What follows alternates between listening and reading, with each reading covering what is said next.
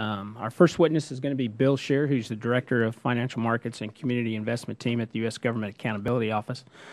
The Financial Markets Team works to improve the effectiveness of regulatory oversight in financial and housing markets. It also oversees the management of community development programs. Mr. Scheer, you're no stranger to this committee, and we appreciate you being here today. Thank you very much. It's really an honor to be here. Chairman Graves, Ranking Member Velazquez, and members of the committee. I'm pleased to be here this afternoon to discuss the potential for duplication and fragmentation in economic development programs. In March, and more recently last week, we reported on potential duplication among federal economic development programs. This statement is based on this work. Absent a common definition for economic development, we had previously developed a list of 9 activities most often associated with economic development.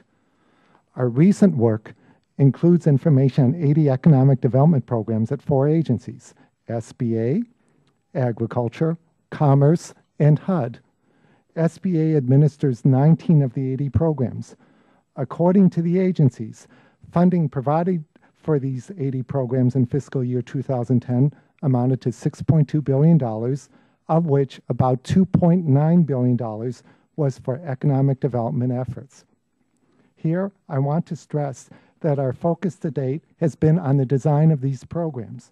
In other words, we have evaluated the permitted uses of funds and have not as of yet drilled down to see how each program's funds are actually distributed among various uses.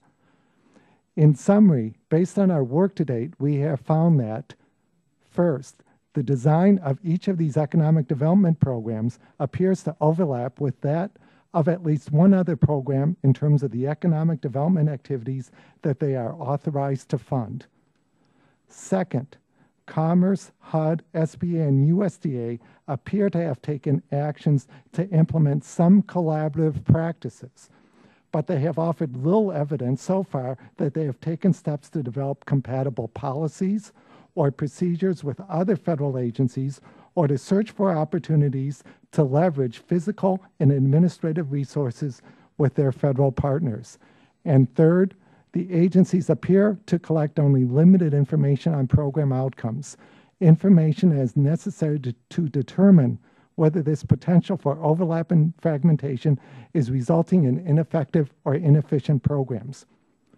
Building on our past work, we are in the planning phase of a new, more in-depth review that will focus on a subset of these 80 programs, including a number of SBA programs. In fact, our current thinking is that we may have a focus on the 54 programs that fund entrepreneurial efforts. And this would include all 19 SBA economic development programs. In this body of work, we will further differentiate the programs. In addition, we will build upon previous work, such as those listed as related GAO products in our written statement, including our work on women's business centers and programs to assist service-disabled, veteran-owned small businesses.